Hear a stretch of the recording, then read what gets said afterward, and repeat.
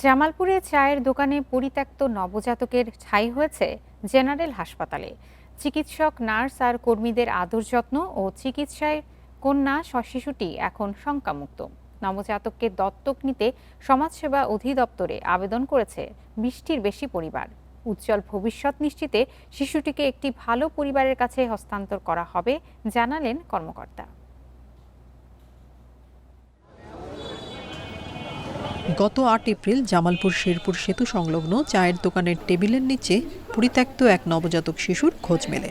কন্যা শিশুটিকে স্থানীয় একজন অসুস্থ অবস্থায় নিয়ে আসেন জামালপুর জেনারেল হাসপাতালে।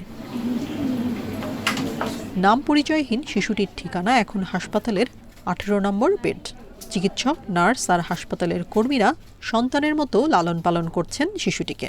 তাদের আদর যত্ন আর চিকিৎসায় ধীরে ধীরে সুস্থ হয়ে উঠেছে শিশুটি।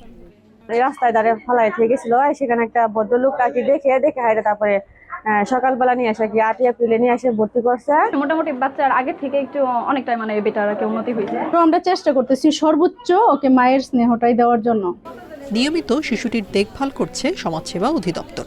শিশুটিকে দত্তক নিতে ইতিমধ্যে 20টির বেশি আবেদন জমা পড়েছে। এ বিষয়ে নীতিমালা অনুযায়ী ব্যবস্থা নেওয়া হবে। এই বাচ্চা যেহেতু অভিভাবক শূন্যবিহীন, তো এই জন্য সমাজসেবা অধিদপ্তর কর্তৃক নির্দিষ্ট শিশু কল্যাণ বোর্ডের মাধ্যমে এখানকার বিচার বিভাগের সহ আমরা সিদ্ধান্ত নিব এই বাচ্চাটাকে কাকে পরবর্তীতে হস্তান্তর করা যায়। জন্মের পরই স্বজন বিচ্ছিন্ন শিশুটি সব প্রতিকূলতা পেরিয়ে নতুন সূচনার অপেক্ষায়।